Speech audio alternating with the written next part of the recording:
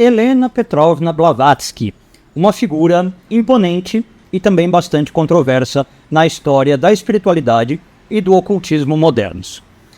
Nesse vídeo, a ideia é a gente fazer um estudo buscando determinar se ela foi uma médium genuína, né, que canalizava verdades ancestrais, se ela era uma gênia brilhante, uma grande autora, ou uma charlatã consciente, uma impostora astuta.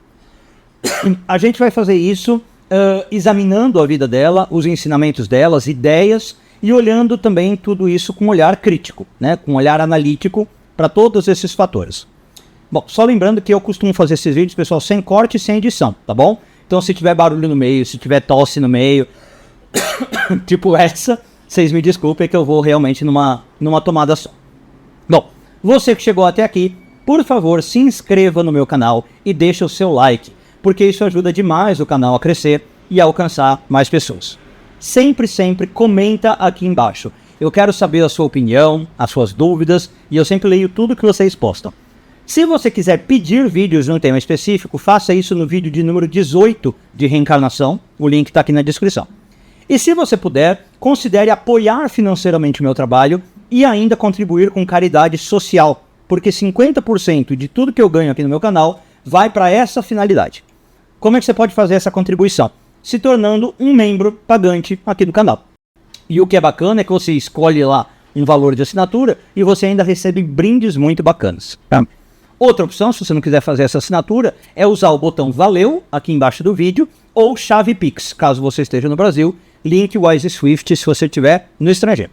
Todas essas informações estão aqui nos detalhes, nos comentários, tá bom? Muito obrigado pelo seu caminho, pelo seu carinho. Bom, vamos começar pela base, obviamente. Helena Blavatsky em si nasceu em 1831, numa família da aristocracia russa, no território que hoje é Ucrânia, né? Hoje não é mais da Rússia.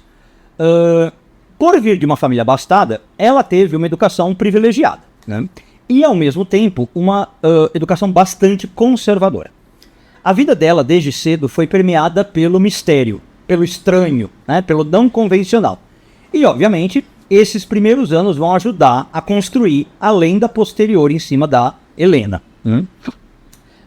Relatos familiares já dos primeiros anos afirmam que desde pequenininha, desde criança, a Helena já demonstrava interesse pelo ocultismo e que ela já era capaz de produzir ou de causar fenômenos, vamos chamar, estranhos, né? Ainda criança, ela relatava ter amigos invisíveis, né? E todos que a conheciam notavam que ela já tinha um temperamento também diferente, um temperamento mais rebelde, um temperamento mais instável. Uma das maiores marcas desse comportamento veio aos 17 anos, num evento que também vai ser bastante central, vai ser um divisor, né, um dos mais marcantes na vida dela. Ela passou por um escândalo, pelo menos para os padrões da época em que ela vivia. Eu estou falando do casamento dela, tá? Para escapar de um ambiente familiar, como eu falei, bastante conservador, bastante restritivo, a Helena se casou com um homem chamado Nikifor Blavatsky. Aliás, essa é uma curiosidade, né? Blavatsky não era o nome dela, tá? Ela foi registrada como Helena Petrovna Hahn von Hottenstein. Totalmente mais alemão, né? De uma linhagem alemã. Bom, e aí ela casou com esse Nikifor, que era um homem consideravelmente mais velho que ela. Tá? Lembra que a Helena tinha 17 anos. Então, casar com esse cara foi uma decisão que lhe garantiu a independência que ela tanto queria, né? Os biógrafos contam sobre isso. Mas ela vai se arrepender quase que imediatamente dessa decisão.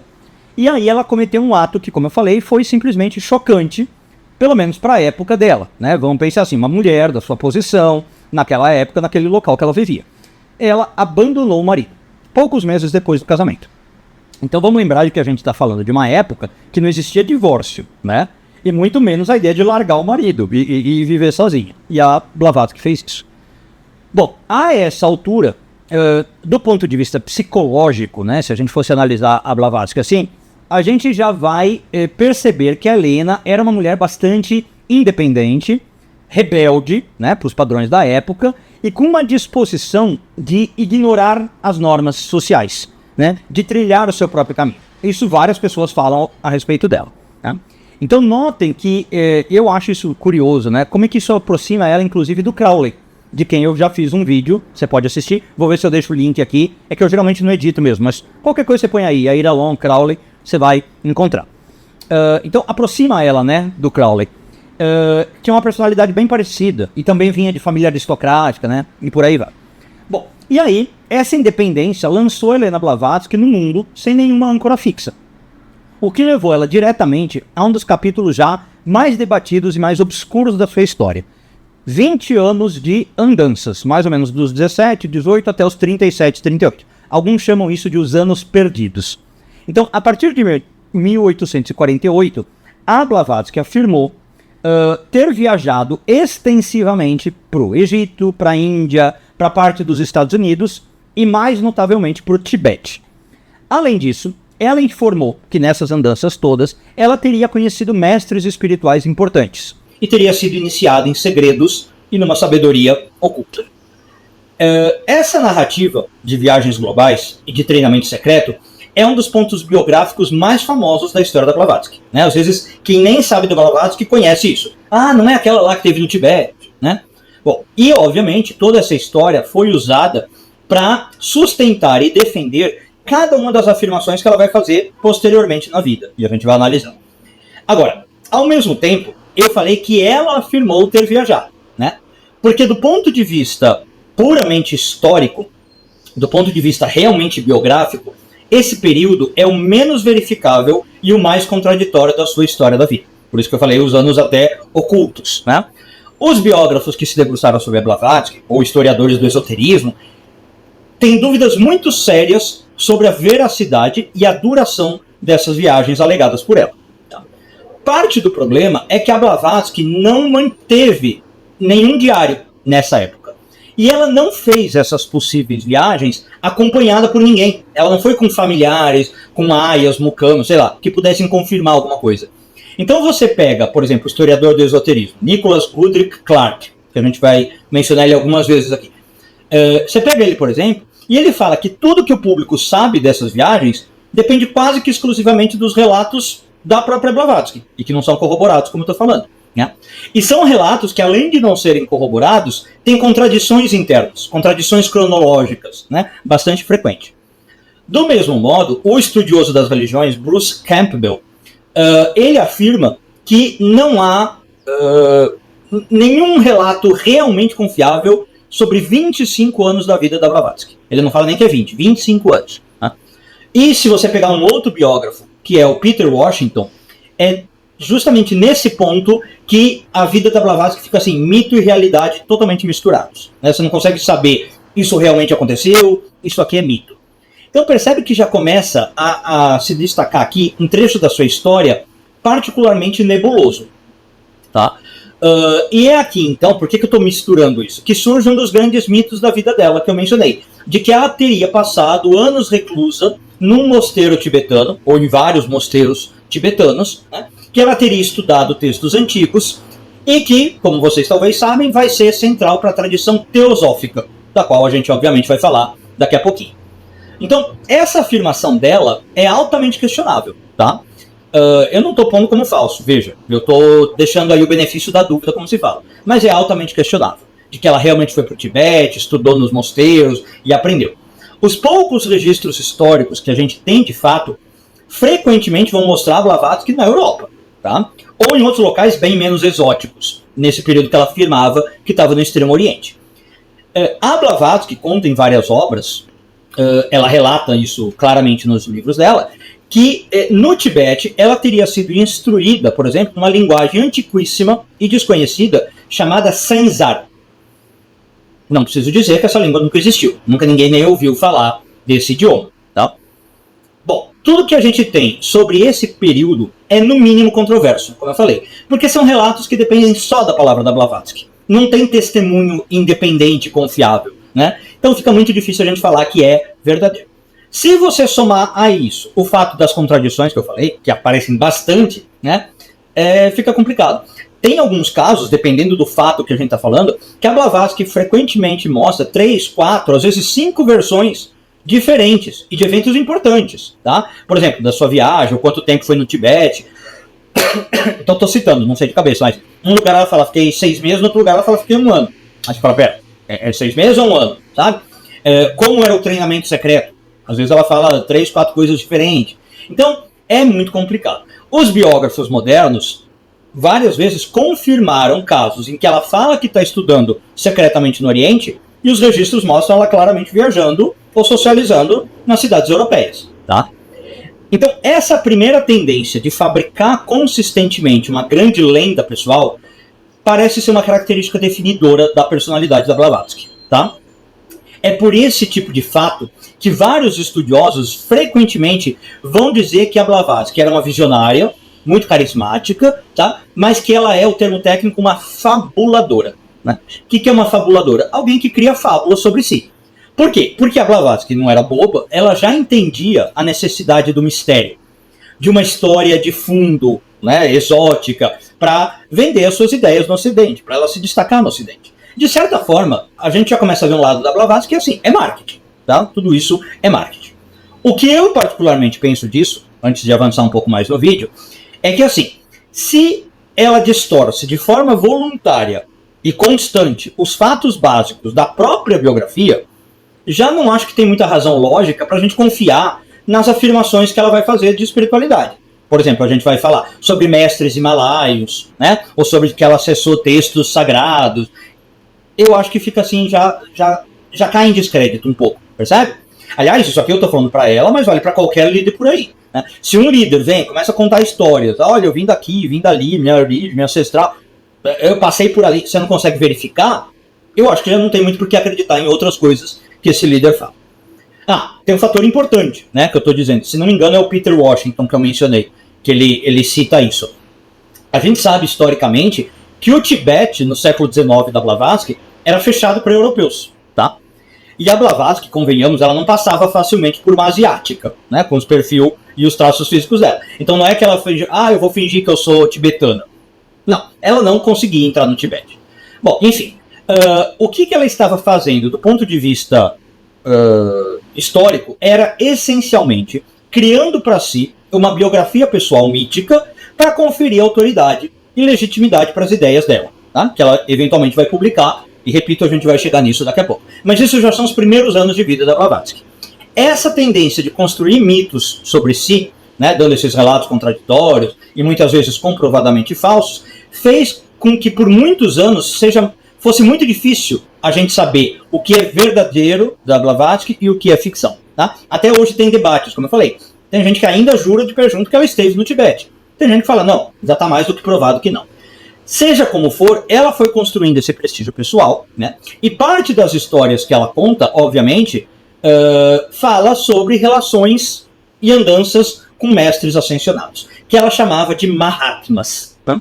Segundo a Blavatsky, de novo, né, tudo segundo ela nesse período, uma época ela foi para a Inglaterra. E ali ela conheceu o que ela vai chamar várias vezes nos livros de o misterioso indiano. E segundo ela, esse misterioso indiano era um homem que aparecia nas visões dela já desde a infância. Já era um dos amigos de infância que ela tinha. Esse indiano seria um hindu que se chamava Mestre Moriá. Eu não sei se é Moriá, Mestre Moriá. Lembra que eu falei das contradições que eram normais na história dela? Aqui tem um exemplo. Né? Em alguns relatos, ela fala que conheceu Moriá em Londres. Em outros, ela fala que foi em Ramsgate, que é uma cidade consideravelmente distante de Londres.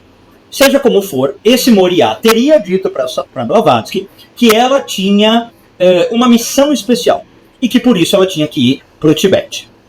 Então aí começa essa história. Aí, segundo ela teria se hospedado na casa de um amigo do mestre Moriá, né, que é outro Mahatma, um outro mestre chamado Kuthumi. De novo, não sei se a pronúncia está certa, né? Kuthumi, e ela teria ficado na casa desse Kuthumi.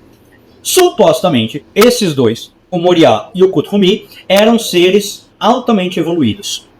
Eram seres dotados de uma sabedoria ancestral e que iniciaram a Blavatsky em profundos conhecimentos ocultos, ensinando para ela coisas como clarividência, clareaudiência, telepatia, influência mental, capacidade de desmaterializar, de rematerializar objetos, projeção astral, né? Enfim, ensinaram um monte de coisa para ela. Além disso, como dito, esses dois teriam escolhido ela, para ser o seu canal direto e exclusivo no mundo.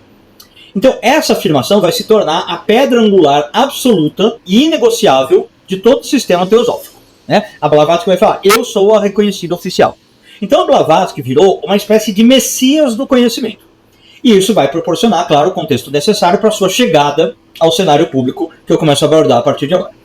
Na década de 1870, vou pedir licença para vocês, pessoal, como eu falei, sem cortes, tá? Vou tomar aqui um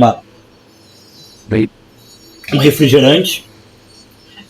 Na década de 1870, a Blavatsky começou a se envolver ativamente no movimento espiritualista, que era um fenômeno cultural de grande impacto na época, né, que realizava aquelas práticas mediúnicas. Então, para entender Blavatsky, a gente precisa situá-la nesse contexto do espiritualismo vitoriano da década de 1870. Eu já falei desses movimentos em vídeos anteriores, né, inclusive no vídeo de Illuminati, de Nova Ordem Mundial, mas eu vou falar resumidamente aqui para quem não viu os vídeos, né, vocês não é obrigatório ter visto. Qual era o cenário religioso da época, vamos dizer assim? Muitas pessoas, elas estavam desiludidas da religião dogmática. E, ao mesmo tempo, elas estavam incomodadas pela ciência, que era chamada materialista, positiva. E muita gente se interessava por temas como a vida após a morte. E aí o espiritualismo oferecia muito sobre esse tema. Mais especificamente, o espiritualismo comprovava, segundo eles, a vida após a morte por meio de fenômenos, né? Tipo mesas girantes, ou mesas falantes. No inglês eles chamam de rapping, que nem o rap do inglês, rapping, porque eram mesas que davam batidas ritmadas, né? Elas pulavam e batiam ritmicamente, e aí respondiam. Você tinha materializações, psicografia, fotografia espiritual. Tipo, eles diziam que você conseguia tirar foto e ver o que eles chamam de ectoplasma. Aliás, tem uma foto famosa com o Chico Xavier, uma vergonha, obviamente montada, né? Você vê que é um cara vestido de branco com uns panos saindo da boca do cara. Procurem essa foto, vocês vão ver. Enfim, o movimento espiritualista oferecia coisas desse tipo, né? Falava que provava a vida após a morte. Então a Blavatsky, ela foi se destacando nesse ambiente. E ela começou a produzir fenômenos como aparição de objeto e de escrita direta.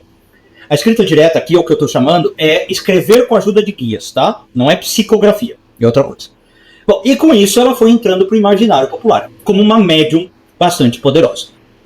E foi essa atividade que levou a Blavatsky para os Estados Unidos, em 1873, onde ela vai conhecer um cara importantíssimo, que é o coronel Henry Olcott. Ele era um cara bem culto, tá? Estudado, super culto, e ele se tornou um colaborador essencial da Blavatsky. 2 anos depois dela chegar, em 1875, eles fundaram juntos a famosa Sociedade Teosófica, em Nova York. Muita gente lembra da Blavatsky como fundadora, né? Mas na verdade ela é cofundadora, tá? Junto com ela estava o Olcott. O objetivo declarado e abrangente da Sociedade Teosófica era estudar e disseminar a sabedoria religiosa, e que na visão da Blavatsky era uma verdade universal, independente de povos, independente de culturas, independente de religião. A gente vai falar disso. Então o Olcott, ele forneceu a estrutura organizacional, mas a Blavatsky foi a força teórica, motriz, e ela foi a porta-voz da Sociedade Teosófica. Foi nesse sentido que esse movimento culminou na primeira grande obra da Blavatsky, a Isis Revelada, né? Isis Desvelada, eu também já vi esse nome. A Isis Sem Véu, né? Publicada em 1877. Esse é um livro monumental, ele tem mais de 1.200 páginas, mas não é só um livro longo, era um livro polêmico. O objetivo da obra era reconciliar ciência, religião e filosofia. E basicamente ela afirmava que existia uma antiga sabedoria oculta por trás de todas as tradições globais. Ao defender essa ideia, a Blavatsky atacou tudo, basicamente tudo, né, por 2 ângulos. Em primeiro lugar, ela atacou ferozmente o cristianismo dogmático, questionando a historicidade bíblica e dizendo que a teologia cristã era só um resquício corrompido dos mistérios egípcios e hindus, que eram mais antigos e que eram mais puros. Em segundo lugar, a Blavatsky atacou a ciência, que eu falei, mecanicista, positivista, que era o que predominava na época. Particularmente, ela falava que a ciência tinha limitações muito grandes para explicar fenômenos como magia, né, que ela dizia que era uma lei natural, e que a ciência não compreendia e tal. Bom, esse ataque duplo, né, ao cristianismo e à ciência causou um certo frisson, no bom sentido, entre aqueles que buscavam um caminho alternativo, justamente os espiritualistas, onde a Blavatsky estava metida até o pescoço. Então, quando a gente começa a entrar agora nas obras da Blavatsky, já que eu falei da Isis Sem Véu, a gente precisa falar de mais um ponto bastante complicado dela, que é, para dizer assim, e falando levemente, uma grande falta de originalidade na escrita. Para não acusar de plágio, tá? Eu vou chamar assim, de grande falta de originalidade. Bom, pouco depois do livro ter sido publicado, esse primeiro grande livro da Blavatsky, alguns leitores mais atentos notaram que o livro da Isis Revelada citava e parafraseava extensamente cerca de uma centena de outros livros, incluindo textos ocultistas obscuros, né, que ninguém conhecia muito, e obviamente não fornecia o devido crédito ou a devida atribuição. Então tem um pesquisador chamado William Emmett Coleman, né, que a partir de 1890 ele sentou a bunda na cadeira, com todo respeito pela palavra, e cruzou meticulosamente as informações das obras com o que ele conhecia. E ele conseguiu catalogar nada mais, nada menos do que 100 livros, cerca de 100 livros, de referência que a Blavatsky teria usado. Como eu falei, desde obras bem famosas, que todo mundo conhecia na época, né, todo mundo interessado no assunto, até algumas tradições antigas, o inglês, de alguns textos hindus menos conhecidos. Em suma, ele conseguiu fazer uma lista de livros dos quais a Blavatsky extraiu o material, extensamente, tá? Sem crédito e muitas vezes citando literalmente. Aliás, eu estou falando isso do Isis Sem Véu, mas também na doutrina secreta, tá? Que eu vou falar mais pra frente. Então, só para deixar claro, não estamos falando de uma pessoa assim, a Blavatsky leu muito, ela se inspirou, aí ela escreveu e ela só era descuidada nas citações, né? Ela não mencionou que ela está falando de lá. Não, a gente está falando de 100 livros amplamente copiados, às vezes literalmente. Tá? Então, assim, é algo verdadeiramente intencional. Então, como eu falei, eu não usei o termo, mas o Coleman fala claramente que era um plágio em grande escala. Também não era um plágiozinho assim, copiei esse para... Não, era um plágio em grande escala, tá? Você tem um outro crítico, que é o Arthur Lillie, ele era um ex-teosofista, aliás, que se desiludiu do sistema, da Blavatsky. Ele publicou um livro detalhando, tá, os paralelos diretos, parágrafo por parágrafo, entre o texto da Blavatsky e as fontes originais que ela teria usado, que ela usou, tá? E ele prova, quase que num relatório forense, né? Ele prova os plágios. Então o Lillie demonstrou que muitas vezes a Blavatsky copiava várias páginas consecutivamente. O que ela fazia às vezes? Ela alterava a frase introdutória ou a frase de transição, né, para parecer que estava integrada na própria obra dela, que ela falava que era uma revelação. Bom, a defesa teosófica, né, os que defendem a Blavatsky, e a própria Blavatsky, ela vai falar o quê? Não, eu estou acessando essa informação telepaticamente, é por isso que está batendo, né? Então ela mesma começa dizendo nas obras, né, que ela está escrevendo aquilo por ter recebido conhecimento dos mestres e canalizado tal. Mas aí é complicado se acreditar, porque você vai lá, você vê e tem a cópia das obras. Então assim, não é canalização, percebe? Alguns tentam defender que ela tinha uma memória prodigiosa, uma memória fora do comum. O termo técnico é memória eidética, né? Em português o pessoal fala, em português popular, memória fotográfica. Mas, de novo, não convence. Não é desse modo que funciona uma memória fotográfica. Você não consegue copiar páginas e páginas de cabeça dessa maneira. Então, esses argumentos falharam completamente em convencer os pesquisadores, os eruditos e os acadêmicos. Bom, então, o Isis Revelada, o Isis Develada, foi um dos primeiros e flagrantes indícios. Ó, eu falei de corte, passa aí um feliz com a sua sirene. Bom, então o Isis Revelada foi um dos primeiros e dos flagrantes indícios de apropriação, né? Ou do que os críticos mais tarde vão chamar, quase que generalmente, de plágio, em grande escala, como eu falei.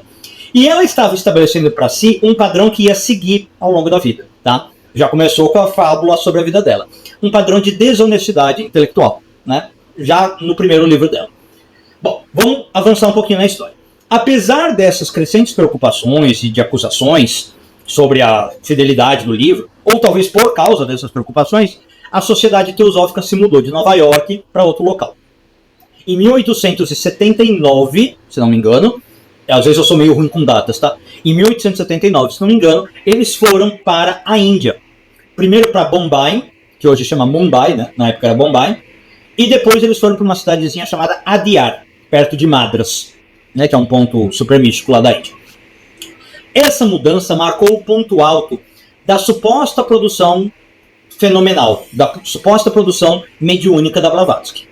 Então, os anos na Índia foram cruciais porque foi nesse momento que ela tentou provar a sua ligação com o Oriente e com os Mahatmas. Que ela tentou falar, não, olha, eu sou descendente aqui do Tibete, tudo que eu aprendi é daqui. Entre os fenômenos mediúnicos, estava um que chamou bastante atenção, que era a precipitação de cartas. Como se fosse chuva, né? Precipitação de chuva. Caíam cartas, apareciam cartas. A Blavatsky dizia, e mostrava, né, para quem queria ver, que as cartas dos mestres se materializavam para ela. Então caía a carta de trás das molduras dos quadros, caía a carta do teto. Tem alguns episódios que diz que ela estava andando de trem e caía a carta do teto do trem, sabe? Então as cartas materializavam. Além disso, tinha outros fenômenos que a gente falou. Tá? Tinha objetos que se materializavam, tinha sininhos que tocavam aparentemente do nada, quando a Blavatsky entrava, quando a Blavatsky aparecia. Sei lá. Tudo isso era usado como provas constantes da autoridade espiritual da Blavatsky. Falava assim, olha, essa aqui é uma grande médium, essa aqui tem conexão. Mas, como se sabe, quanto mais uma pessoa fica notória, mais também o escrutínio cresce, né? As pessoas começaram a olhar para Blavatsky e começaram a perguntar, e aí, não é? Então, esse escrutínio vai atingir o auge em 1884, com um devastador escândalo de Coulomb. Coulomb ou Coulomb, né? Como vocês quiserem falar. Esse eu diria que foi um ponto sem retorno da história da Blavatsky e da Sociedade Teosófica. Seguidores antigos da Blavatsky, que era um casal chamado Coulomb, daí o nome, né, do escândalo Coulomb. Então era um casal Coulomb. Eles acusaram publicamente a Blavatsky de usar truque e mágica de palco para produzir os milagres, os fenômenos mediúnicos dela. Pergunta que alguns fazem: eles tinham provas?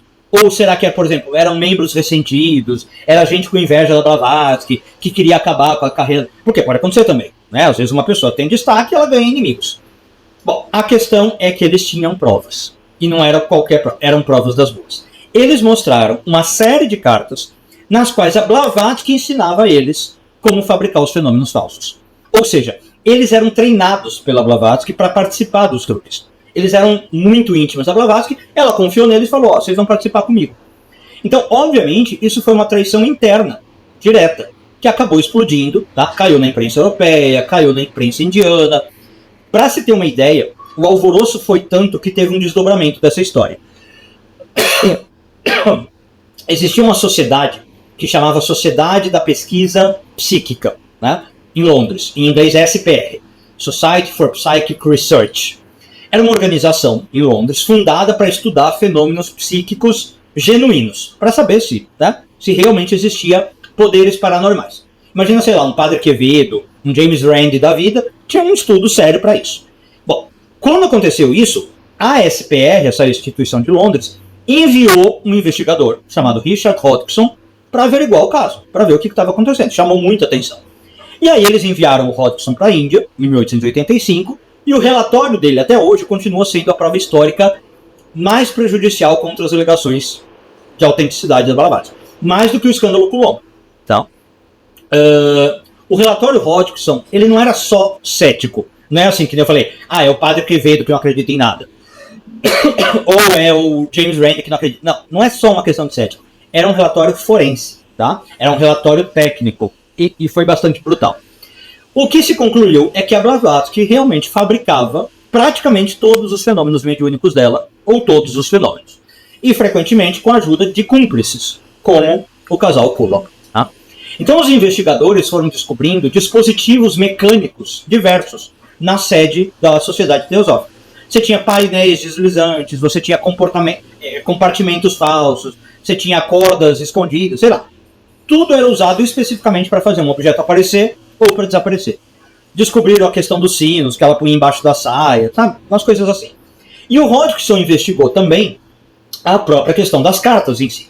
Porque assim, vamos ser sinceros, como um cientista, você poderia falar assim, ela está inventando a manifestação da carta. Ela está fingindo que vem do quadro e do teto, mas não vem. Está vindo de um alçapão.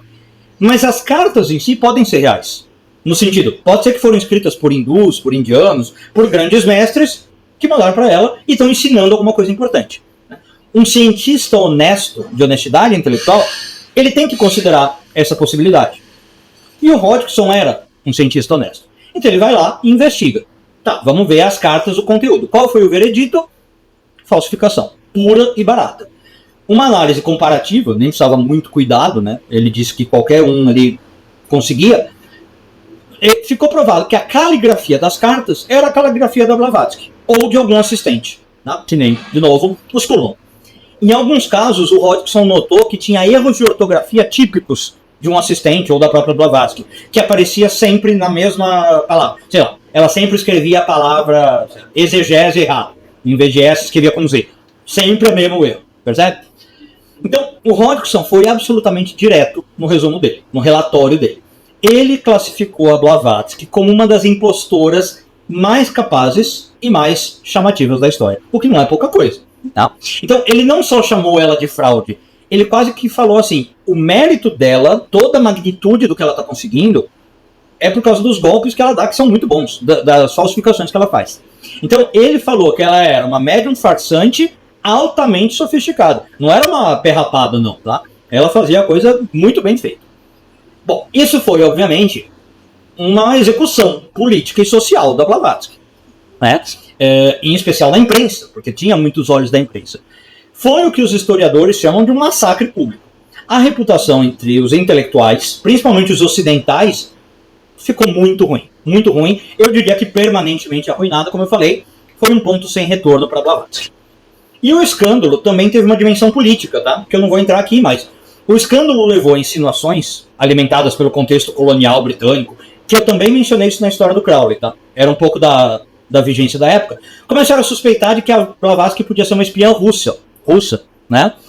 Operando sob o disfarce do ocultismo na Índia, que a Índia era britânica. Então, assim, começaram a se desconfiar se ela não estava fazendo alguma coisa paramilitar, enfim, esse tipo de problema. Agora, o mais interessante, a meu ver, é que, isso é muito interessante no mundo espiritual, né? Acontece até hoje. Apesar de todo o escândalo, das fraudes reconhecidas, dos relatórios que saíam, do escândalo Coulomb, ela continuou com um número considerável de seguidores. E ela continuou as suas atividades. Eu não vou dizer como se nada tivesse acontecido, porque deu uma maculada, mas assim, com a vida praticamente normal. E é o que eu falei, isso acontece muito na espiritualidade. Então, apesar de ter sido completamente desacreditada como médium, como canalizadora, né, ela passou os últimos anos da vida focada em escrever a sua obra-prima, que ainda não tinha sido lançada, A Doutrina Secreta. Né? De certa forma, eu diria que foi o escândalo que obrigou ela a desviar o foco, né? Em vez de ficar focando em fenômeno físico, de receber gente na sociedade teosófica, de fazer os shows dela, né? Ela foi para a escrita, uma escrita bastante complexa, a gente vai analisar. Agora, desnecessário dizer, né? Aqui, novamente, as evidências históricas de fraude na escrita como chama? Doutrina Secreta, é altamente comprovado, tá? É avassaladoras. Apesar disso, como eu falei, o seu maior legado, a razão pela qual suas ideias circulam até hoje, é, entre outros, a Doutrina Secreta. O Isis revelado um pouquinho, mas a Doutrina Secreta eu acho que mais. E aqui eu queria fazer, então, acho que uma breve incursão nos ensinamentos dela. Eu falei no começo do vídeo, né, que queria falar um pouquinho sobre isso. Obviamente, de forma resumida, tá? Não vou dar uma aula sobre Blavatsky, não vou focar nos ensinamentos, mas eu quero fazer isso porque, assim, independentemente de como ela obteve o conhecimento, mesmo que seja copiando de 100 livros, é no mínimo fascinante perceber aonde a Blavatsky chega com o que ela faz. E mais do que isso, a enorme dimensão, eu chamaria da arquitetura cósmica que ela constrói nas obras dela. Não. Então vamos lá, deixa eu explicar o que eu quero dizer. Se tem uma coisa que a Blavatsky definitivamente era criativa. Ela tem uma capacidade imaginativa, uma capacidade de inventar coisa que eu acho impressionante. Não estou sendo irônico, real, tá? Eu costumo dizer assim, se você conhece a J.K. Rowling, né, e o Harry Potter, e o mundo do Harry Potter que ela criou, se você acha aquele mundo maravilhoso, e eu acho que é, né, uma criação maravilhosa da literatura, com detalhes, com história, com cenário, se você acha isso maravilhoso é porque você não leu a Blavatsky, tá? A Blavatsky vai muito além dessa invencionice. Bom, vamos lá. Vamos começar definindo a própria teosofia. Óbvio que até agora eu não fiz isso. Qual é o significado literal de teosofia? Sabedoria divina. Né? Teos, Deus, sofia, sabedoria. Uma sabedoria de Deus, uma sabedoria divina, alguma coisa assim. Ela afirmava que a teosofia era o nome de um conhecimento muito mais antigo do que qualquer religião existente hoje. Tá? Então ela afirmava que na teosofia você tinha uma síntese de uma antiga religião universal, antes de existirem as religiões que a gente conhece. E que essa religião antiga, universal, essa sabedoria, era a verdadeira sabedoria universal. Então era uma religião traço sabedoria. Tá?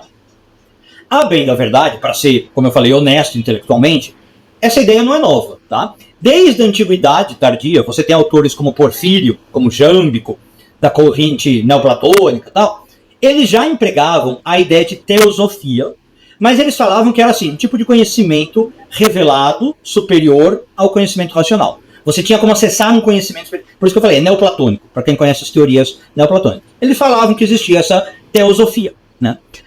Agora, eles falavam desse modo. A Blavatsky vai pegar esse termo e vai usar para se referir a uma outra coisa. Como eu falei, um conhecimento que era síntese de fragmentos do que ela chamava essa religião sabedoria primordial. Então seria uma tradição perene, esse é o nome, né? Guardada por iniciados ao longo dos séculos e que estaria disponível.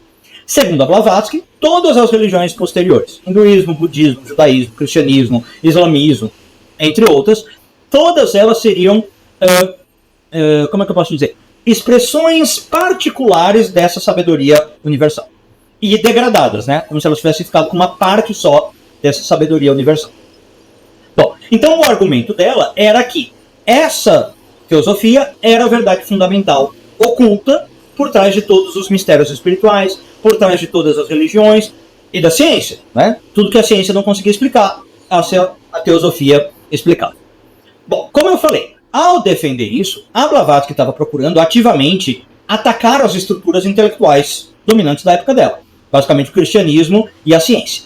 Então ela faz esse ataque simultâneo. Não só ao cristianismo, a religião dogmática de um modo, né, geral, e a ciência materialista, positivista. Um bom exemplo desse ataque à ciência e da criatividade fenomenal da Blavatsky, como eu mencionei, por exemplo, é a crítica que a Blavatsky vai fazer ao darwinismo, que era vigente ali na época, né, causou super alvoroço nos círculos europeus. Então, ela atacou, por exemplo, o darwinismo, todo mundo conhece, né, a ideia de que a gente está evoluindo por seleção natural, os seres humanos e os seres vivos. Ela falou o seguinte: você falar de uma evolução física definida só pela seleção natural, definir que, sei lá, os genes, as células estão mudando, é limitado. Você claramente não entendeu o contexto, dizia a Blavatsky. Por quê? Porque você, obviamente, tem dimensões espirituais, dimensões sutis da existência, que os cientistas não estão considerando. Então, para suprir esse tipo de coisa, ou para atacar esse tipo de sistema, ela criou, por exemplo, um sistema completo, uma cosmologia abrangente, para substituir esse materialismo da época. Como eu falei, ela falava assim, você não pode olhar só o corpo, só a matéria, tem que considerar outros aspectos. Então tudo isso na doutrina secreta, tá? 1888 foi o ano. Aliás, esse livro, ela disse que era baseado, eu estou lembrando aqui, nas estrofes, né, em trechos de um livro que ela chamava o livro de Xian, ou os manuscritos de Xian, tá? Seria um suposto texto antigo, misterioso, né, obviamente, que só alguns tinham acesso. Só os Mahatmas tinham preservado no Tibete e ela teve acesso. Não preciso dizer que ninguém nunca encontrou esse livro até hoje, não há evidência nenhuma desse livro até hoje. Bom, o livro, que ela fez, a doutrina secreta, está dividido em cosmogênese, a origem do cosmos, e antropogênese, a origem da humanidade. E claro que ela relaciona as duas coisas, tá? Então a Blavatsky vai apresentar o que ela afirma ser a história oculta e secreta do nosso universo. Como eu falei, eu quero passar por rapidamente, né, passar por cima parece que eu vou pular, passar rapidamente por essa teoria, delinear talvez os pilares que sustentam esse vasto sistema que a Blavatsky criou. Bom, vamos começar pelo princípio, né? Acho que o princípio do sistema da Blavatsky é a gente dizer o que ela chama de princípio divino, único. Né? A Blavatsky coloca que essa é a realidade única, a suprema, é um princípio eterno, incognoscível, que eu não posso conhecer, e manifesto, e a fonte última de todas as coisas. Tá? Então, esse primeiro pilar, que eu estou chamando assim, ele vai enfatizar a unidade fundamental de toda a existência. Tudo que existe vem de um só lugar. Né? Então, todos os seres, todos os fenômenos estão interligados nessa essência divina. É o que se chama na religião, na espiritualidade, monismo. Tá? Não é monoteísmo, é monismo por excelência. Até aqui, nada demais, ok? Uma doutrina espiritual. Pilar 2. Eu acho que o pilar 2 da doutrina da Blavatsky, a gente pode falar que são os ciclos cósmicos, ou que ela também chama de lei periódica. Né? Você tem períodos. Então, ela diz assim, o universo não existe num estado estacionário. O universo não é parado. Pelo contrário, ele tem ciclos rítmicos infinitos de manifestação. E ela usa os termos hindus. Né? Ela fala de manvantaras e pralayas. Você pode pensar nisso assim, fluxo e refluxo, tipo maré, tipo onda, né? Cria e descria, cria e descria. Nem é cria e descria, porque as coisas não são destruídas. Tem essa ideia de infla e desinfla. Tá? O terceiro pilar, até aqui também, tudo ok. O terceiro pilar vai começar a ser um pouco problemático. Vai falar da jornada do indivíduo. Então, esse pensamento é um dos mais influentes da Blavatsky. Algo bastante comum no pensamento ocidental. E eu diria que graças a ela. Eu não sei se fosse a Blavatsky, se a gente teria esse tipo de noção da espiritualidade. É a ideia de evolução espiritual, todo mundo já ouviu falar disso, né? E que incorpora a ideia de reencarnação e de karma. Que nós estamos evoluindo, tem reencarnação, tem karma. Então, para Blavatsky, como é que funciona mais ou menos? A evolução é primordialmente um processo espiritual, como eu falei.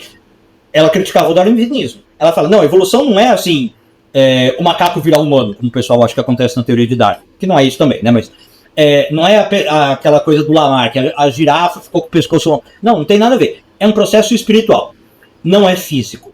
Então eu tenho a alma, ou mônada, né, no termo aí que se usa, que o pessoal da teosofia gosta.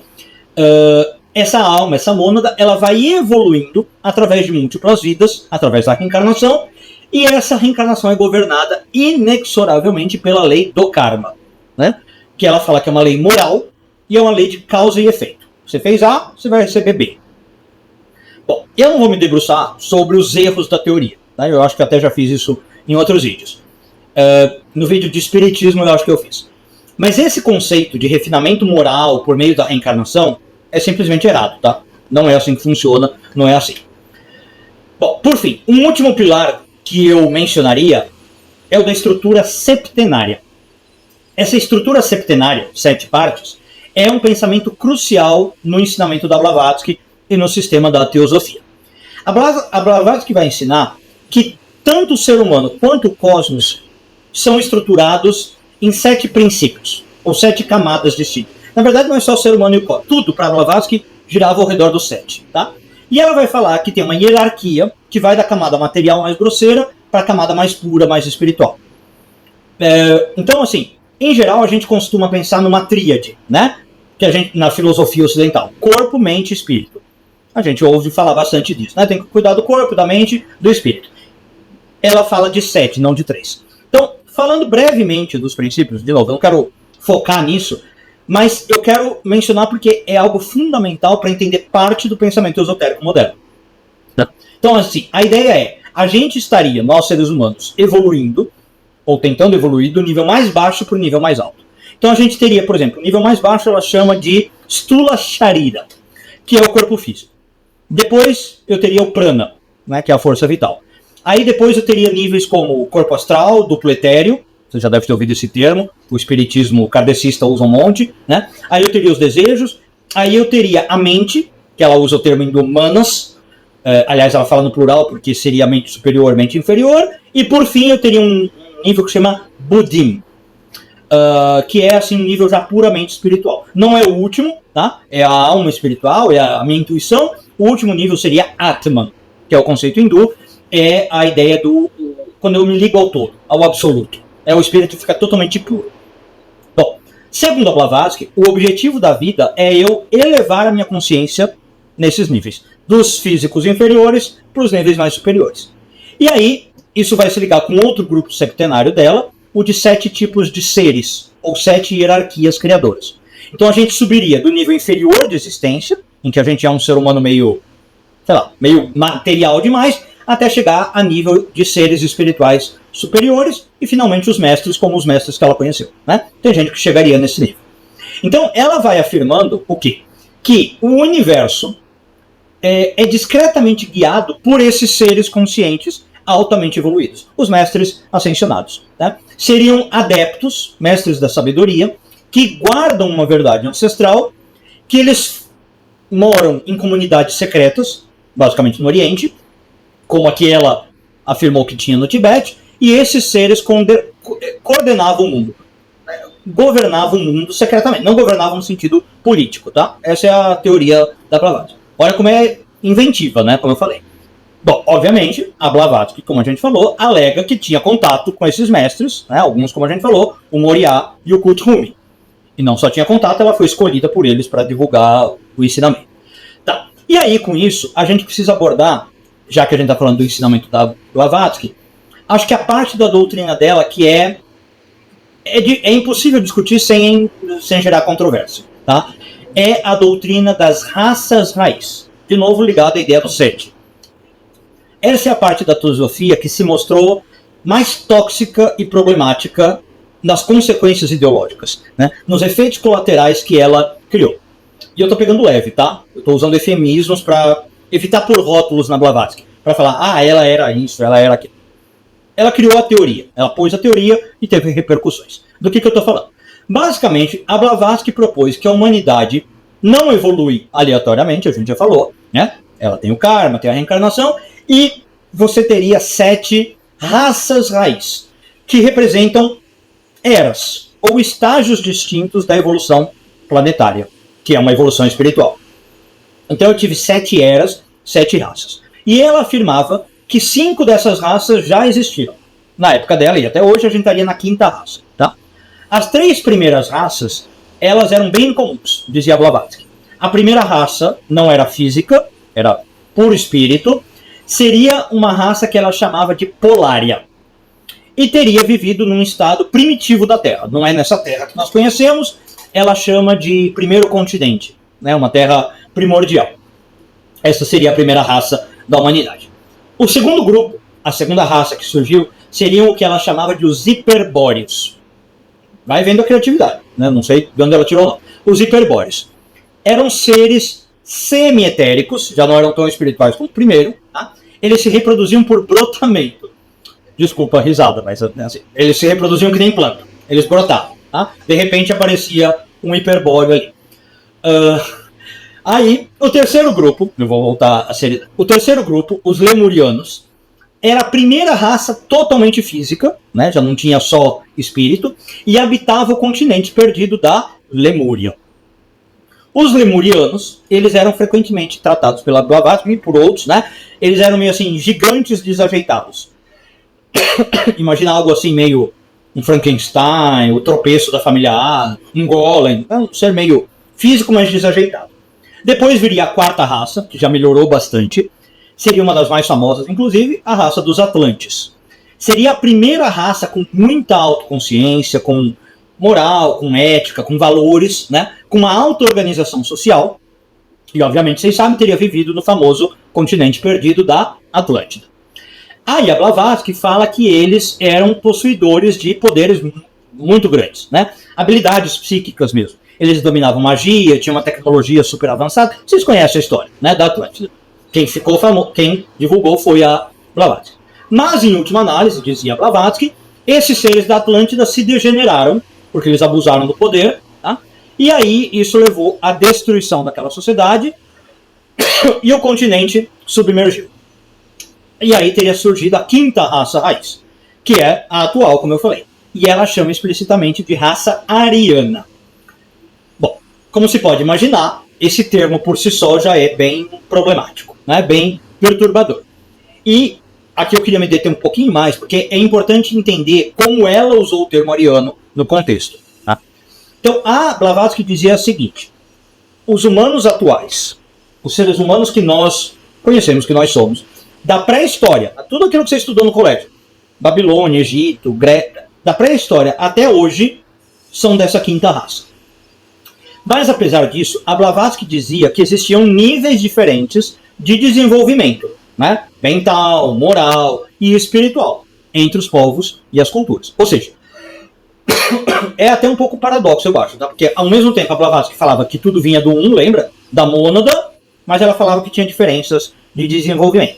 Então, ela usa um vocabulário que é fortemente influenciado pelas teorias do século XIX. Quem conhece, né, sabe como, por exemplo, os antropólogos falavam dos povos, os sociólogos. Então eles falavam assim, esse povo é primitivo, ou esse povo é atrasado, já o outro povo é adiantado. Se você pegar qualquer livro do século XIX, né, de antropologia, é desse tipo. Então eles falavam, por exemplo, o povo que tem uma religião organizada é adiantado. Esses povos tribais são primitivos, eles têm magia. Às vezes falava de termo como degenerado. Né? Enfim, o Freud também usa esses tipos de termo. Do século XIX. Então, a Blavatsky usava esses termos, tá? Falava, tem povo adiantado, tem povo degenerado, tem povo primitivo. Na visão teosófica que vai se estabelecendo, alguns povos, como, obviamente, os anglo-saxões, né? Os europeus, são as sub-raças mais avançadas da raça ariana. E outros povos seriam mais, agora eu vou falar como eu falaria, não como o século XIX, mais antigos ou mais residuais das etapas anteriores, dos Atlantes, por exemplo. Então, essa hierarquização que ela fez tem razão, tem raiz direta nas teorias evolucionistas que eu falei, que era da época vitoriana, tá? Nas ideias de progresso que existia, e aí progresso espiritual, a cultura da época. Tá? Então, assim, é algo fundamentalmente hierárquico, é isso que eu quero que vocês entendam. Existia gente superior no topo da evolução e gente inferior, tá? Então, na classificação da Blavatsky, por exemplo, você tinha os povos arianos, indo-europeus era uma coisa, os anglo-saxões, como eu falei, obviamente, né? Imagina que o inglês não vai ser o topo da hierarquia, tô brincando, né? Mas você tinha esses seres como o ápice do progresso evolutivo, eles eram às vezes guardiões do conhecimento espiritual, os hindus, os indianos, tal, e eles eram seres avançados e que tinham que perpetuar o conhecimento, o gênio e tudo mais. Agora, quando você falava dos outros grupos, você pode imaginar, né? O que se falava, o que se deixava implícito. Então, por exemplo, a Blavatsky fala explicitamente de grupos como os turanianos, os polinésios, os indígenas, os aborígenes australianos. Era a escória, né? Então, como eu falei, eram os remanescentes degenerados, eram vestígios das sub-raças anteriores, e ela dizia que eram menos evoluídos, tá?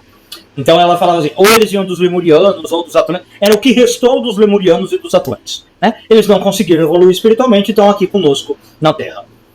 Então esse conceito, veja, ele vai integrar uma hierarquia racial, que é muito complicada, integrado nessa cosmologia toda que a Blavatsky está criando, e vai refletir, claro, os complexos de superioridade eurocêntricos da época. Né? Aliás, complexos de superioridade eurocêntrico e imperial, né? Colonial, que era prevalente ali no século XIX. Então também assim, não estou falando que a Blavatsky é a única. Ele está copiando uma ideia que tinha na época dela.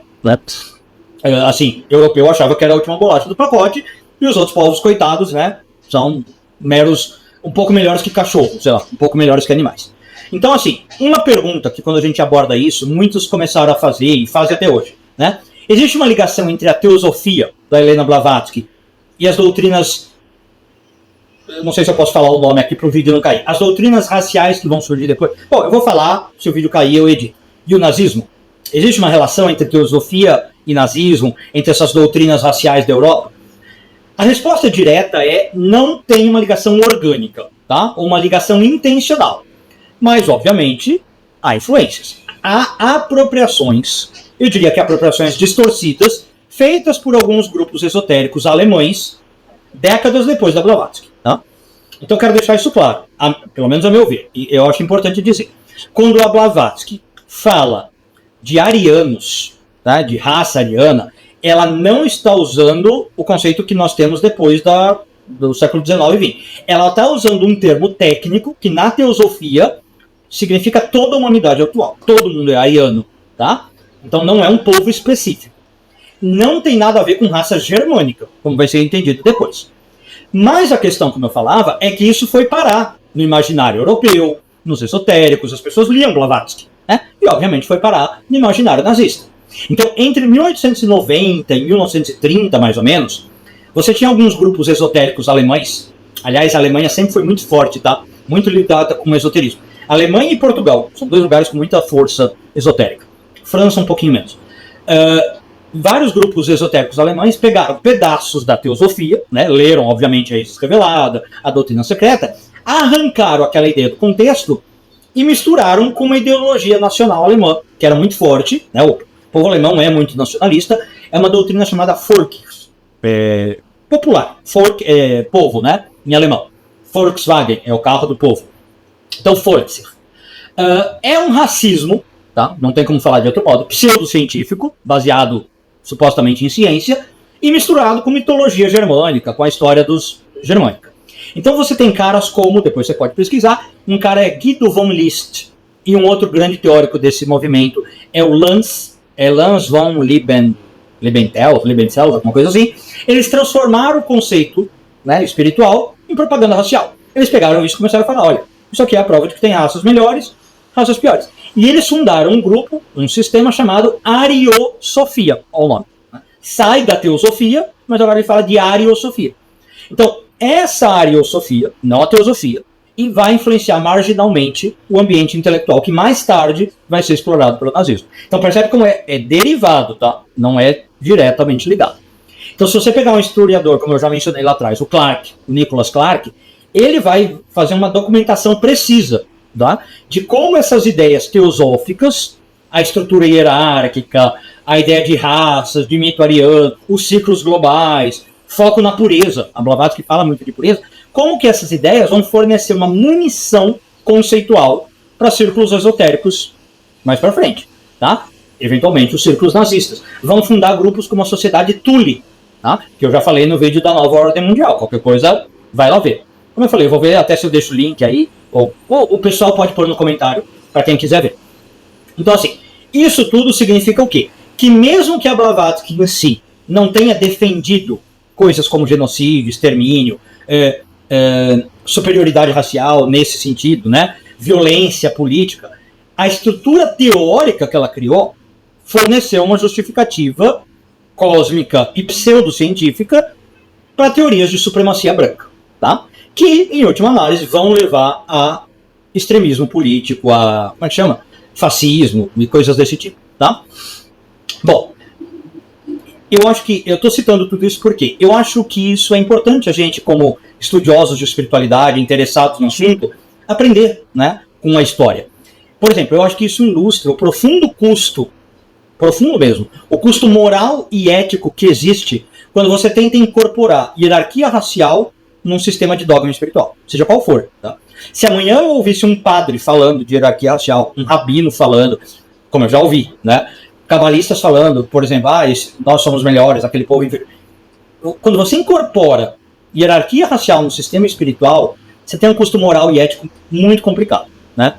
E assim, às vezes a intenção inicial é super nobre, porque na teosofia eu acho que era a ideia de você falar assim, não, nós somos todos da mesma mônada, humanitária, universal. Mesmo assim, é muito perigoso. Tá? Então, eu acho que aqui a gente tem um exemplo vivo, uma prova viva, de como conceitos espirituais podem ser facilmente instrumentalizados para contexto político. Tem que tomar muito cuidado com isso. Quando mistura política e religião, não sei vocês, com todo respeito à opinião de cada um, mas eu acho que em geral dá zerda, né? Para não falar a palavra comigo. Misturar religião e política é bem complicado. Enfim, eu acho que aqui a gente tem uma prova viva, como eu falei, e uma trágica realidade de um legado que a Blavatsky deixou, consciente ou não.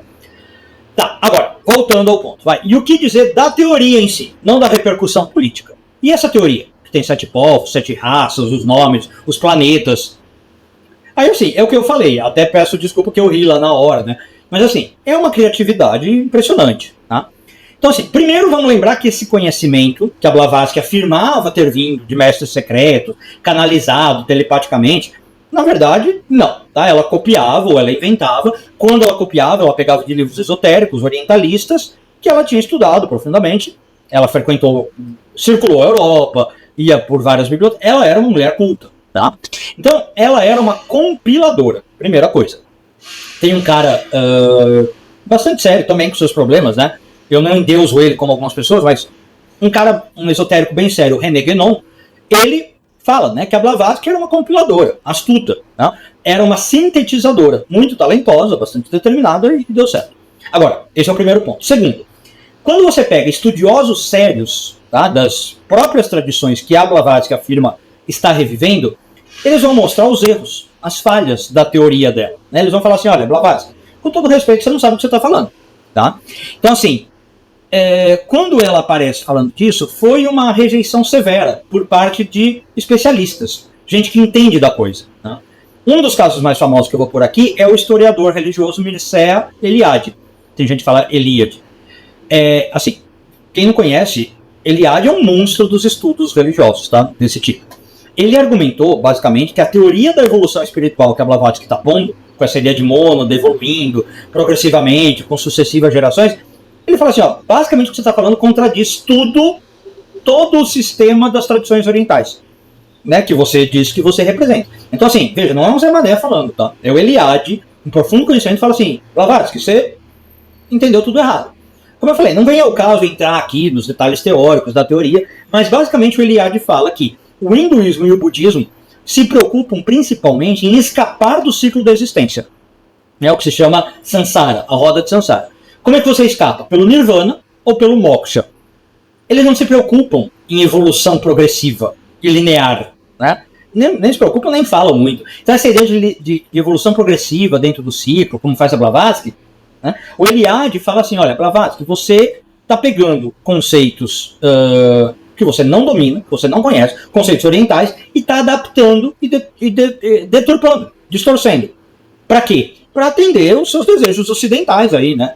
Para se vender, para fazer o seu marketing, e para bater com as suas ideias ocidentais, de progresso material, né? De progresso intelectual, porque é assim que o Ocidente vê a coisa, ou não é assim que o Oriente vê a coisa. Né? Então, basicamente, a Blavatsky ocidentalizou e distorceu ensinamentos tradicionais. E aí, vamos lá. Veja como isso se encaixa em tudo que eu falei no vídeo da Nova Ordem Mundial. Dos movimentos espiritualistas, de Allan Kardec, de deturpação das ideias. Enfim, vai lá no vídeo, é isso que está acontecendo aqui. Tá?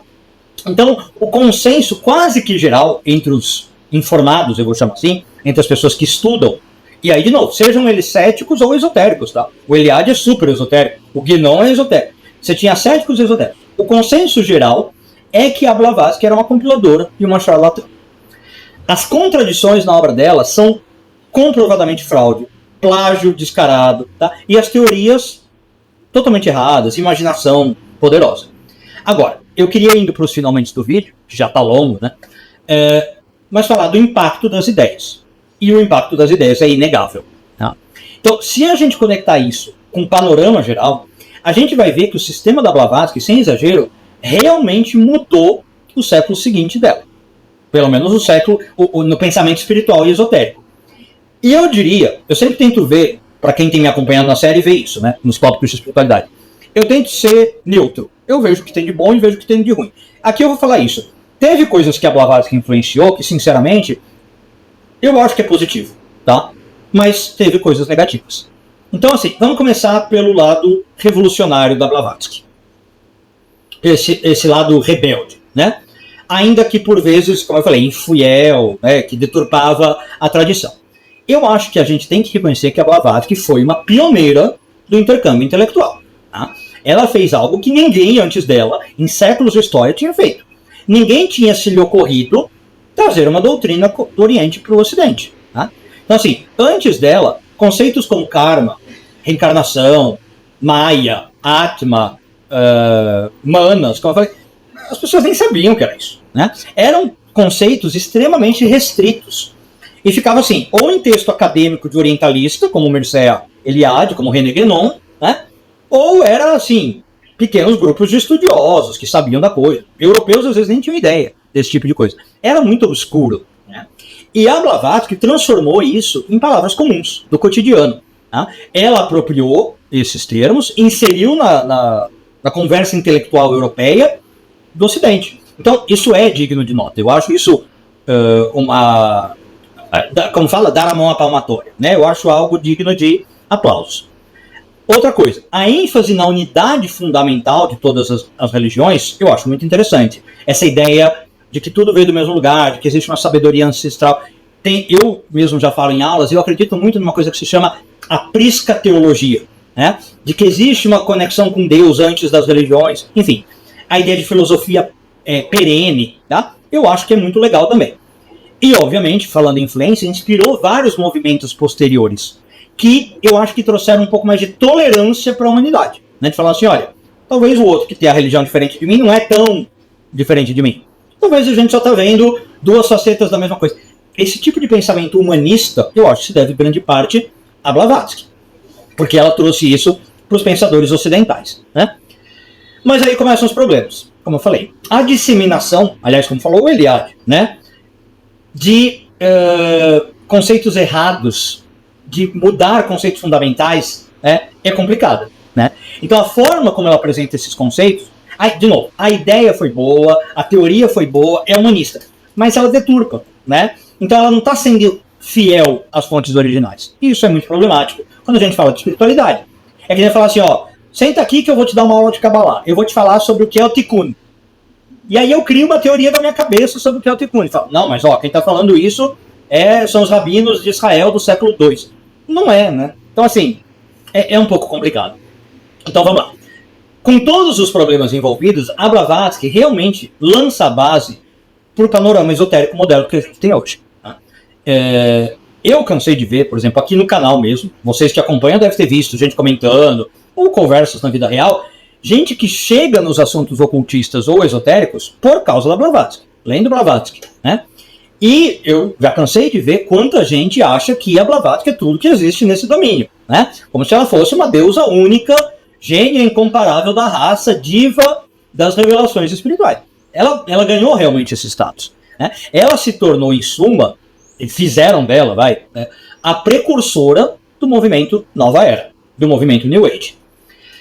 A linhagem é bem direta, tá? Eu não estou inventando, não é coisa da minha cabeça. Então, vamos lá. O Rudolf Steiner, não sei se vocês já ouviram falar, ele atuou, né, a história do Rudolf Steiner, ele atuou como líder na seção alemã da Sociedade Teosófica.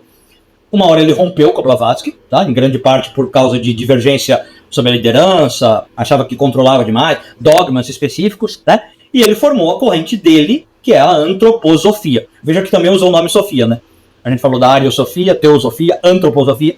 Ele funda em 1912. Outro que rompeu com ela, talvez um dos casos mais famosos, foi o Krishnamurti, né? Mas eu não vou abordar aqui. Tá, mas eu estava falando das influências. Então, veja, todo o sistema do Steiner, né, esse foco que ele dá, para quem conhece a doutrina do Steiner, assim, ele fala de história esotérica, né, do indivíduo, de corpos sutis, conceito do destino kármico. Tudo isso é um DNA teosófico, indelével, não dá para fingir. O Steiner é teosofista, tá? Por mais que ele tenha brigado separado. Outro exemplo, né, de como a Blavatsky influencia. Ela fala dos mestres ascensionados, mencionamos aqui. Quem nunca, né, levanta a mão, quem nunca ouviu falar de mestre ascensionado? Às vezes aquela pessoa mais desligada, que não sabe nada de religião, de espiritualidade, de mestre ascensionado, ela ouviu falar, né? Então assim, influência da Blavatsky, tá? E hoje está por toda parte, nos movimentos, nos círculos da nova era. Então essa ideia, por exemplo, foi popularizada pelas escolas neoteosóficas, principalmente por uma mulher, que talvez eu faça um vídeo dela. Aliás, você pode dizer aqui no comentário, se você quer, Alice Bailey, outra charlatã, tá? Talvez no mesmo pé que a Blavatsky, talvez um pouco menos, sei lá, que ela vai formalizar o conceito de mestres ascensionados. E ela vai fundar a chamada Escola Arcana, né? A obra da Alice Bailey é uma continuação direta do trabalho da Blavatsky. Eles, inclusive, se conheciam, trabalharam juntos, tá? É assim, só é a Blavatsky repaginada para o século XX. Enquanto a Blavatsky ficou um pouco outdated, né, para o século XIX, a Bailey foi para o século XX.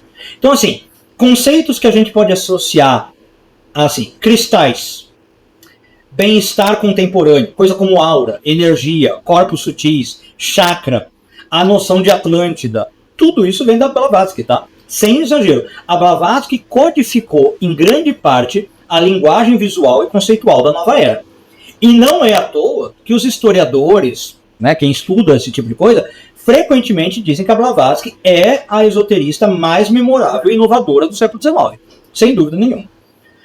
Tá. Acho que nem preciso dizer, não é também o foco desse vídeo, que, além de as ideias dela não baterem com as ideias tradicionais, né, que ela dizia propagar, como Eliade critica, além de ela não estar difundindo hinduísmo e budismo de fato, as afirmações dela sobre as origens, cronologia da humanidade, é pura fantasia. Não tem nada a ver com a ciência. Tá? Então, assim, quando ela fala que a primeira raça humana surgiu 300 milhões de anos atrás, ou que a Atlântida submergiu 850 mil anos, que os lemurianos coexistiam com os dinossauros, que brotavam da Terra, tudo isso está na doutrina secreta. Tá? Tudo isso é incompatível com o que a gente sabe hoje, de biologia evolutiva moderna, de história geológica da Terra, de genética humana. Tá? Agora, vou ser sincero, a questão importante não é essa, tá? Porque assim, fazer quase que um parênteses. Quase todos, para não dizer todos, quase todos os sistemas religiosos e espirituais, eles não são provados pela ciência. Tá? Vou pegar um exemplo próximo meu, que eu vi, né? Tô aqui com a minha, nem sei se aparece minha equipar, sou rabino, para quem não sabe, né? Para quem está assistindo minhas séries, só essas. Vê o exemplo do judaísmo. O judaísmo fala que hoje, em 2025, o mundo tem 5.786 anos de existência. Então não pergunto, como é que pode ter se a ciência fala que o mundo tem quase 14 bilhões de anos? Acho que a última datação está 13,8. Né? Então assim, a questão não é a religião não bater com a ciência. Isso é esperado, é normal. Cada religião tem seu dogma, a ciência tem outra coisa. Né? A religião não tem que conformar com a ciência mesmo. Tá? Eu acho que você já conhece a minha opinião sobre isso, já falei isso em vídeos passados. A questão problemática para mim é quando a pessoa quer forçar quer dizer o contrário. Então ela quer vir e falar assim, não, a ciência e a religião é a mesma coisa. Está todo mundo falando a mesma coisa. Não, a religião e a ciência não tem problema, estão totalmente de acordo. Ambas dizem... por favor, né? Você está querendo enfiar a goela abaixo algo que não desce pela garganta, né? Então assim, quando começa a acontecer esse tipo de coisa, que eu falei no vídeo de Nova Ordem Mundial dos Illuminati, eu falei isso. Isso é típico da Nova Ordem Mundial, tá? Querer provar que o sistema religioso é científico, que a ciência prova a religião. Quando começa a acontecer isso, é uma técnica bem comum, né? Você começa a misturar vocabulário erudito, complexo, científico, com afirmação mística. Em geral, se chama isso no meio de pesquisa de charlatanismo erudito. Como eu falei, não é um charlatanismo perrapado, né? A Blavatsky não era qualquer um. Ela não é mágica da Praça da Sé que fica ali enganando. Não. Ela é boa. Ela põe uma roupagem científica em tudo que ela fala, então fica parecendo que é verdade, tá? O nome técnico é pseudociência. Então você olha e fala assim, nossa, parece que eu estou lendo um artigo da Nature, né, de ciência. Não é. É aí que surge o problema, porque surgem umas coisas do tipo assim, coaching quântico. Sabe? Você já ouviu falar, né? Certamente. Coaching quântico. Ou como é? Cura radiestésica vibracional da aura. Sabe? Umas coisas desse tipo. Tinha uma outra que eu vi, barras de ácidos, não sei o que, terapia de vida passada orgânica. Então, o povo começa a falar de éter e de magnetismo misturado com misticismo e com mitologia. O éter na ciência é uma coisa, éter na filosofia e mitologia é outra. Magnetismo é uma coisa, não tem nada a ver com o espiritual. Tá? Então, assim, as pessoas começam a misturar, não tem metodologia científica rigorosa, fica um bacanal. Né? Então, assim, foi praticamente a Blavatsky a mãe desse padrão de pseudo-erudição. Tá? Um padrão poderoso, existe até hoje. Basta abrir qualquer vídeo, qualquer não, assim, mas eu diria que 95% dos vídeos que você entrar no YouTube e abrir de espiritualidade, você vai ver essa mistureba. Né? De pseudociência com espiritualidade, fábula, enfim. O que isso faz é conferir uma falsa sensação de credibilidade científica para conceitos que são só místicos. Não tem que comprovar pela ciência. Não é comprovado pela ciência. E está tudo bem, como eu falei. O problema não é ser comprovado pela ciência ou não. O problema é querer que comprove, né? Forçar. Então, eu vou repetir esse ponto. Né? Esse continua sendo o modo dominante da retórica em inúmeros movimentos modernos da nova era. Do espiritismo e do kardecismo a grupos holísticos. UFO, neo-espiritual, de cura prânica, de ayahuasca. Cuidado. Tá? O que isso causa de confusão com o público e o que prejudica, em termos de rigor intelectual mesmo, não está escrito. Então, o que eu falei, eu chamei já isso em vídeos passados de contra-iniciação. Aliás, não fui eu que inventei o termo, tá? Acho que quem inventou foi o René Guénon. Mas assim, só para dar nome aos bois, isso é uma contra-iniciação. Em vez de realmente te conectar ao sagrado, ao espiritual, ao místico, ao que é Deus, isso te afasta, tá? Isso deturpa e pode ser bastante perigoso. Então, quem tem interesse depois pode ver meus outros vídeos sobre isso. Quero voltar para as influências da Blavatsky, né? As influências da Blavatsky, depois desse big parênteses aí, são amplamente divulgadas e ensinadas hoje. né? Muitas vezes reformuladas também para formatos modernos. Eu falei da Alice Bailey, que já deu uma repaginada nos ensinamentos. Então, um dos casos mais famosos e contemporâneos, e eu quero mencionar porque muita gente conhece, segue, estuda, é um caso famoso e contemporâneo dessa época, particularmente forte nos países de língua espanhola e no Brasil. É a Nova Acrópole.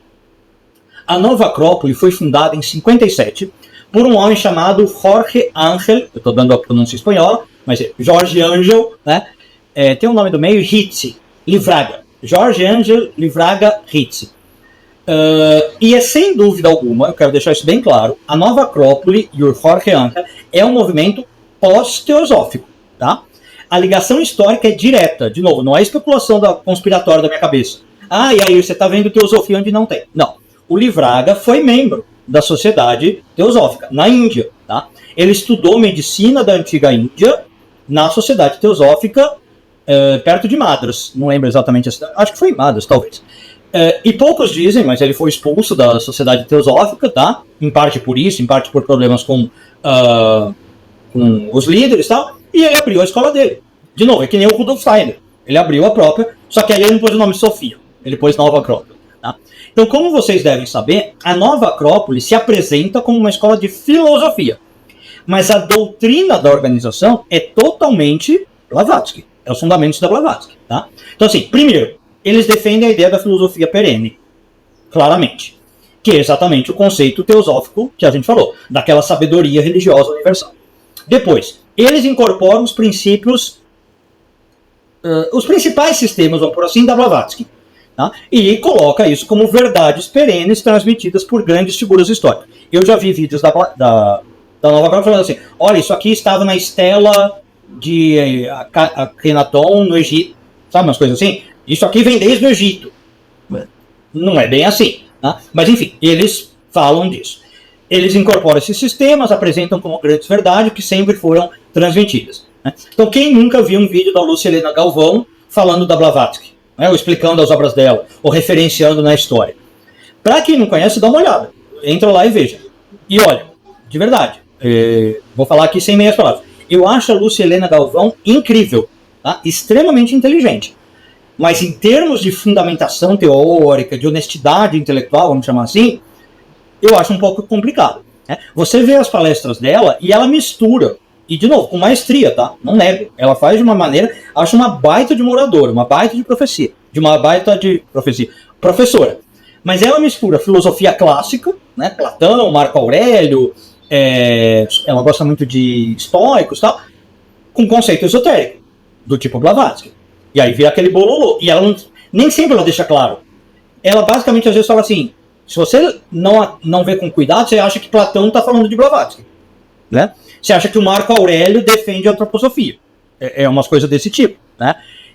Então, por isso que eu falei, é um pouco complicado. Tá? Eu já cansei de ver a Lúcia Helena Galvão falar de estrutura septenária da alma, de lei do karma, de conceito da mônada, do eu espiritual versus o eu físico, ou de transição para a nova era de Aquário. Já ouvi várias vezes. Então, assim, cuidado, tá? Isso tudo é tudo menos filosofia. Isso não é filosofia. Nenhum filósofo trata desses temas.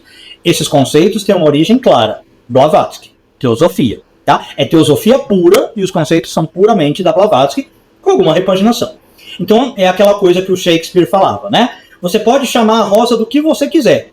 Você pode dizer que amanhã a rosa se chama cravo. Mas ela continua sendo uma rosa. Né?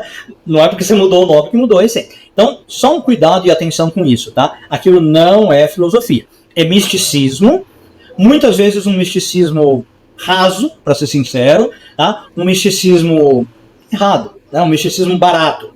E a pseudociência, como a Blavatsky fazia, tá? Então, chama atenção porque assim fica uma estrutura teosófica misturada com um discurso popular de autoajuda e com filosofia. Então fica acessível, né? Você chega lá e fala, poxa, que legal, eu vou estudar filosofia, eu vou me aprofundar em filosofia. Às vezes você está levando um pacote mais complexo que não é exatamente verdadeiro. Tá, e por fim, para terminar o parênteses aí, Nova Acrópole, né? Tá, gostamos da Blavatsky, seguimos a... Qual é a posição oficial da Nova Acrópole em relação a Blavatsky? Eles abordam, por exemplo, as acusações de fraude de forma transparente? Eles dizem que estão estudando Blavatsky? Não, pelo contrário. A Blavatsky é altamente reverenciada, é tratada quase com devoção, muitas vezes escondida, porque não querem associar a Blavatsky, porque sabe que tem essa complicação, né? E aí fala assim, eu sigo a Blavatsky, mas não quero contar. Quando conto só o lado bom. Não falo que ela foi uma médium charlatã, complicada, com doutrinas complicadas. Então assim, é complicado. Tá? Eu não tenho acompanhado muito, mas vocês certamente sabem, qualquer coisa vocês podem deixar no comentário, atualizações. É por esse tipo de coisa que alguns pesquisadores já vêm acusando a Nova Acrópole, ou criticando a Nova Acrópole, de ter um ambiente muito semelhante ao de um culto, ou de uma seita, tá? Não sei se vocês sabem, a Nova Acrópole é mundial. E tem alguns países do mundo que são muito sensíveis a esse tipo de coisa, né? Então tem algumas pessoas já dizendo assim, que a Nova Acrópole tem um padrão de pensamento muito rígido, exigência de devoção intensa aos líderes, à organização, né? Aceitação acrítica das referências esotéricas, ou seja, você não pode questionar, se você pergunta, você é mal visto, tá? Incluindo coisas da cosmologia da Blavatsky. Então, como eu falei, eu não tenho acompanhado muito. A última vez que eu li foi algumas notícias. Mas da última vez que eu vi, você tinha vários países europeus, incluindo França, Espanha, Bélgica, investigando a Nova Acrópole, tá? E pondo ela ali numa lista de possíveis seitas, com que as pessoas tinham que ter cuidado. Tá, o vídeo já tá ficando longo, já ficou longo, né? Pelo que eu tô vendo aqui, deu mais de 1h20 de vídeo. Mas vocês que me incentivam, eu sempre brinco, né? Vocês que são os culpados, que ficam falando para fazer isso. Mas é o que precisa também, né? Para um vídeo desses não podia ser sucinto. Quero ir para o encerramento. Coisas que eu acho que a gente pode tirar de tudo que a gente viu hoje, se eu tentasse fazer um resumo. Depois de tudo que a gente discutiu, vamos voltar para a questão central que deu início para a nossa análise. Helena Blavatsky era uma médium autêntica? Era uma mulher conectada, espiritualizada, que recebeu ensinamentos especiais? Ou era uma médium charlatã? Não era uma médium, era uma charlatã, né? Farsante. Era uma mulher que planejava, que calculava. Infelizmente, e eu digo isso de verdade, infelizmente, sem ironia, tudo aponta para que ela era uma charlatã calculista. Né? Por que eu digo isso de verdade, ou infelizmente de verdade? Porque, assim, eu às vezes tendo a ser irônico, tá? Como sagitariano, às vezes eu tenho esse defeito que eu tento até trabalhar em mim. Mas aqui eu tô falando sério, sem ironia. É triste porque a Blavatsky era uma mulher super inteligente. Ela era à frente do seu tempo. Eu acho que ela realmente podia ter deixado algo legal pro mundo, sabe? Algo sólido. Ela realmente podia ter ido pro Tibete, conhecer gente diferente, construir, traduzir obras inacessíveis, mas ela preferiu ir por um caminho errado. Eu acho que ela fez as escolhas erradas na vida dela. Então, assim, a falta de honestidade intelectual, a fabulação da vida dela, a biografia dela, as fraudes, o caso Coulomb, o relatório da SPE, o plágio descarado. Então, assim, a Blavatsky era realmente extraordinária, tá? Mas não no sentido que talvez muitos imaginem, não no sentido espiritual. Ela era uma charlatã, extremamente erudita, extremamente carismática, astuta, imensamente ambiciosa, e acho que se perdeu um pouco aí, né? Agora, quanto ao que diz respeito aos ensinamentos, vamos supor que deixa a pessoa de lado. Os aprendizados, tem algo que eu possa aproveitar, apesar dela ter sido complicada? Eu diria, sem muito medo de errar, que obras como a Isis Sem Véu e a Doutrina Secreta pode jogar no lixo, tá? Primeiro que não eram revelações sobrenaturais, mas até aí, né, você podia relevar e falar assim, tá, ela contou que era, não era, descobriu que ela estava compilando. Mas aí é que tá, mesmo as compilações, né, são confusas, são contraditórias, com dose de imaginação que a gente falou, com uma invencionice ali que nem a J.K. Rowling tinha. Então, assim, não corresponde à realidade, não corresponde às doutrinas tradicionais, né? Então não estão ensinando de maneira honesta e verdadeira. Você não está aprendendo hinduísmo, budismo, a doutrina. Tá? Então, assim, se você quer saber do hinduísmo, do budismo, tem obras muito mais interessantes para ler. Mas muito mais interessantes mesmo. Tá? A Blavatsky só ficou popular, mas ela oferece muito pouco para um buscador sério. Tá? Eu acho que essa é uma das conclusões que a gente tem que ter. Então, assim, de novo, temos que reconhecer o seu mérito histórico. Isso eu não estou negando em nenhum momento. Ela foi uma mulher audaciosa, desafiou o materialismo vitoriano, popularizou com sucesso algumas questões metafísicas, algumas questões éticas, né? No mundo todo, não só ali localmente. Isso é louvável. Mas eu acho que esses méritos são fortemente ofuscados pela sombra que ela projeta, que deixou na história dela. Então, a meu ver, isso é Yair falando, você pode discordar. A meu ver, honestidade intelectual e humildade são virtudes inegociáveis no ramo da espiritualidade. Né? Não dá para um cara vir no ramo da espiritualidade com charlatanismo, com falsidade, ou com ego lá em cima falando que ele é o que ele não é, sabe? Querendo provar que ele não é. Não mistura. Vou repetir. Honestidade intelectual e humildade, para mim, são virtudes inegociáveis.